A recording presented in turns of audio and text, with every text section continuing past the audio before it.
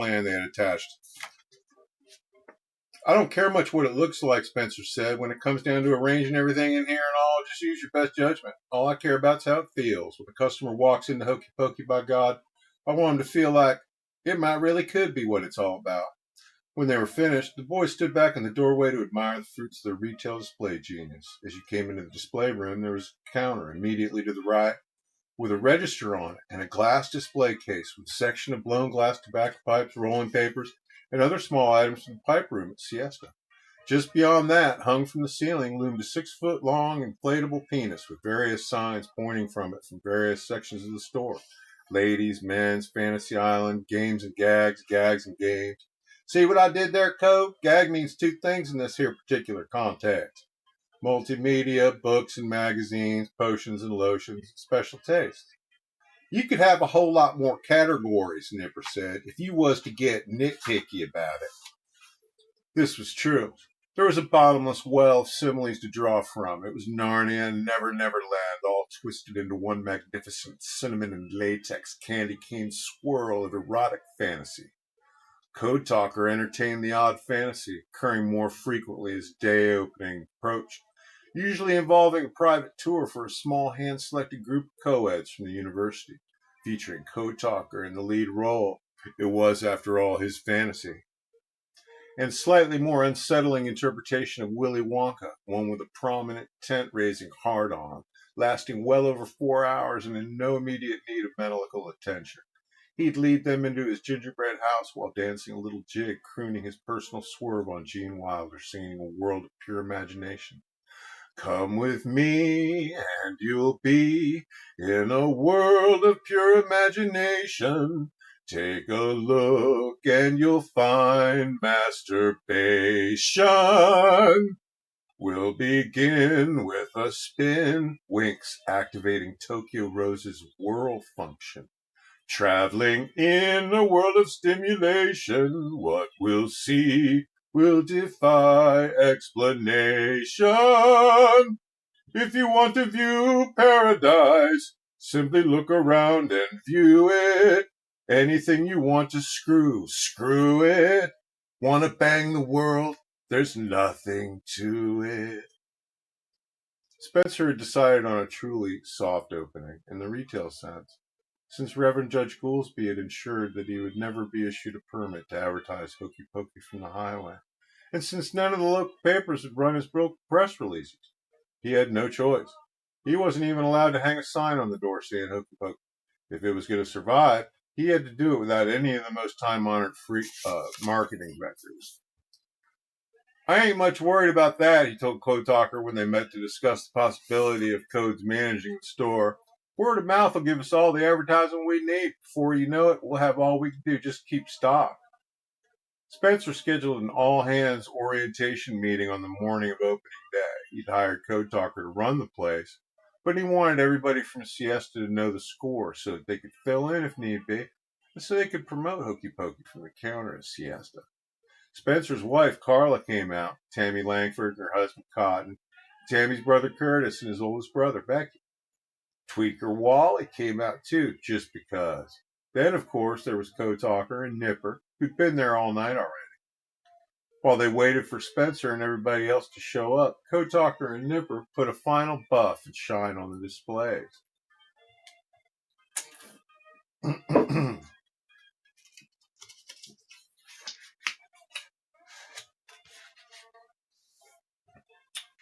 Man, oh man, better you than me out here, tell you what, Nipper said. I don't reckon I ever did think about it too much.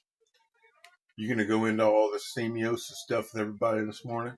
No, man, I thought we'd just show them the basics, what's what and all. I thought we'd start right here at the register and follow the flow into the back, end with a bang, as it were. As he spoke, he lifted a 2-foot-long dildo from a cardboard box that was among the last of the boxes to be unpacked. This is Rasputin, he said, holding it aloft, draped across both of his hands, bowing a little at the end. 2 feet of, well, let's say Mediterranean-complected. Olive-complected, that's it. 2 feet of olive-complected latex cock, sheathed in ultra-realistic foreskin with veins and natural features and realistic irregularities that float and shift with your every movement. Code Talker said, now reading from the packaging. Gross, man. Floating veins. And what the F is a realistic irregularity? Code Talker shrugged. I guess that's part of somebody's story. And this would be his African counterpart, Xerxes. Xerxes looked just like Rasputin, but the skin was 3 shades or so darker. Both featured a suction cup positioned beneath the testicles, so the patron might stick it to the floor, or the wall, or any other smooth surface for better access and ease of control. Holy moly! That thing must be every bit of 2 inches thick, Nipper said. He had one hand and a forearm lifted instinctively toward his face, as if he needed to prepare to shield himself, as if something might leap from the mouth of Xerxes to attack him. 2.5, Code Talker said, reading it from the box. He whistled. Boy, howdy, for the woman who has everything. Xerxes, he said, and he stuck it to the wall above the register.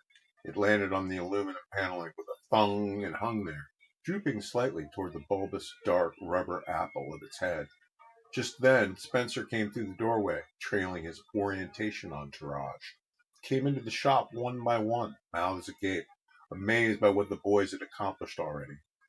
The first thing to draw their focus was not the giant inverted pink inflatable penis signage, but Xerxes, the formidably firm, mythic, 2-foot-long latex African man root, which now seemed almost to smile at them from a face without eyes, nodding up and down a little from its new home on the wall. Tammy stopped just short of it and gazed at its smile stretched across its nodding little head. Jesus, she said. No, actually, Spencer said, grinning. That there's Xerxes.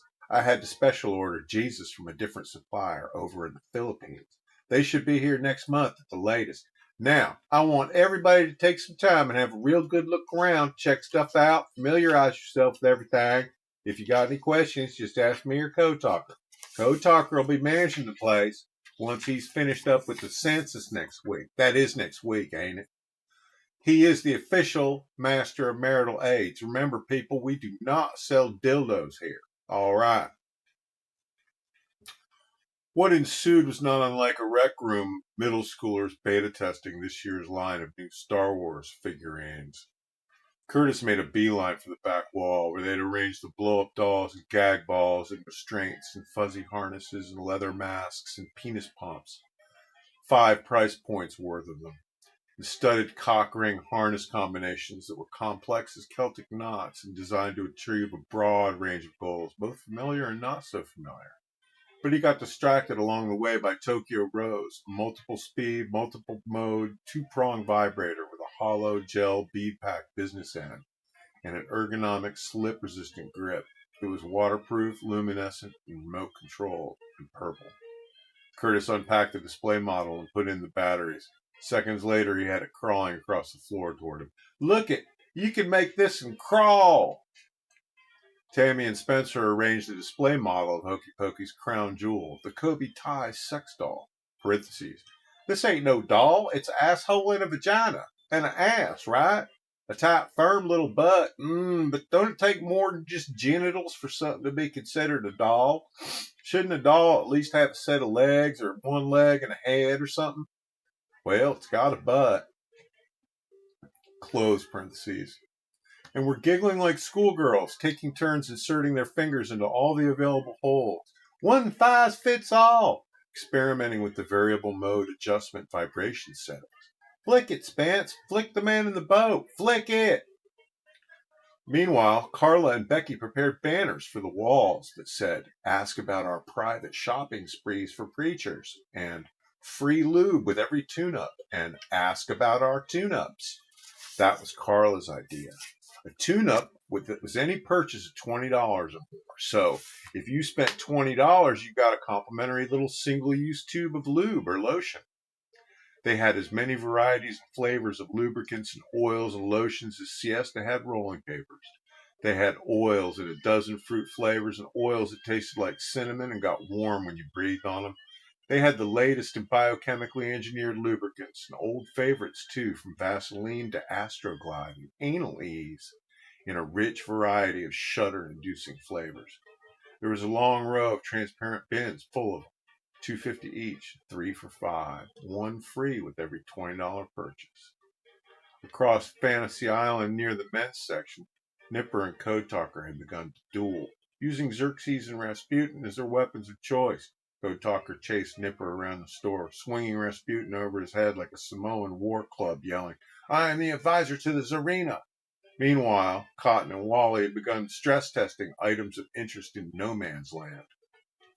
Wally had finally gotten the harness cinched properly for his strap-on dildo, and Cotton, dressed in nothing this morning but his beard and a pair of overalls, stood waiting with a Centaur 2000 penis pump clutched in one hand, a Love You inflatable sheep in the other, and was midway through saying, "I reckon you could try effing this here sheep first, but it don't look like they's no place to eff it in the ass," when all the noise and commotion came to an abrupt stop with the clearing of a single throat in the doorway, where a line of women had appeared, all unobserved by the crew. Unobserved but not unrecognized. Spencer would have known them from a quarter-mile away, from their pastel prints and their pillbox hats and matching shoes. The crew heard the sound of that throat clearing, and everything went completely silent except for Cotton's voice, as distinct and loud as a trumpet solo, saying, "Like they's no place to F it in the ass." And from there it all moved, or didn't move, like a piece of performance art, like something they'd practiced. The crew all froze in place, like statues in an Athenian gallery. The only sound was from the tiny, distinct hum of two separate vibrators. Tokyo Rose crawled a heroic, infinite loop across the middle of the shop, seemingly of its own volition, one grotesque, penis-flexing gesture at a time. In the foreground crouched Spencer, up to the second knuckle of his right forefinger and the rectum of poor Kobe Ty's disembodied abdomen, also humming softly, vibrating.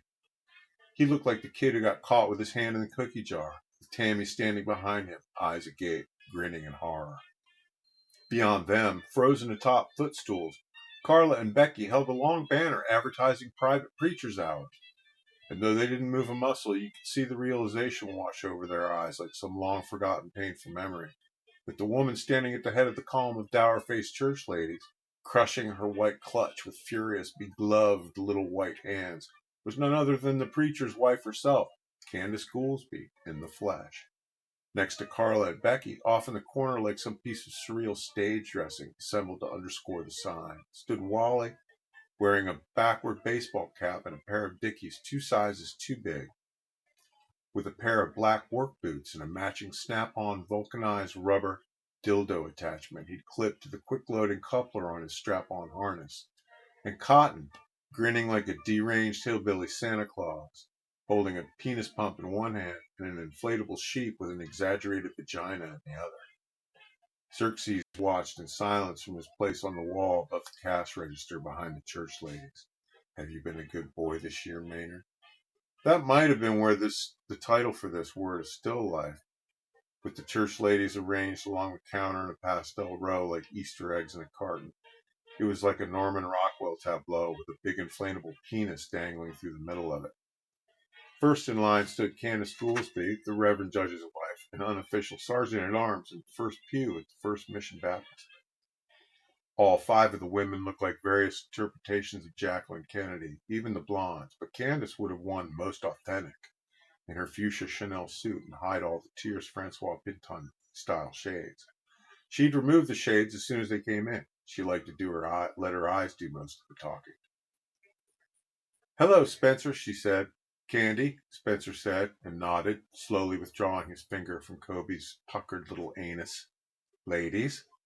The other ladies shifted uncomfortably, adjusting lapels and pulling at their lace-trimmed gloves, and looked at random spots on the floor and walls. Jenny Anderson was there, and Marjorie Gammon, little Lizbeth Coe.